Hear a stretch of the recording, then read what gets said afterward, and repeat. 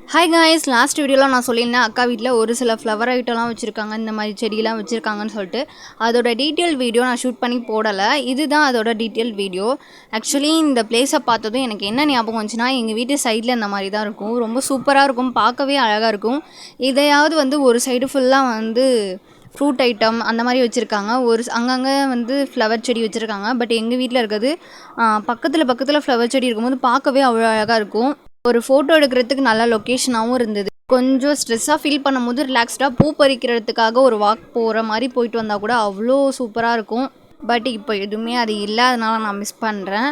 அது மட்டும் இல்லாமல் இந்த மாதிரி பிளேஸ்னால் எனக்கு ரொம்ப ரொம்ப பிடிக்கும். அதனாவே நான் எங்கே இந்த மாதிரிலாம் இருந்தாலும் சுற்றி பார்த்துட்டே இருப்பேன். எல்லாத்தையும் பார்த்து முடிச்சுட்டு டாட்டா பை பை சொல்லிட்டு நாங்களும் வீட்டுக்கு கிளம்பிட்டோம். இது போல் என்னோடய விளாக் எல்லாத்தையும் பார்க்க என்னோடய சேனல் சப்ஸ்கிரைப் பண்ணிக்கோங்க. பிடிச்சிருந்தா மறக்காமல் லைக் பண்ணுங்கள்.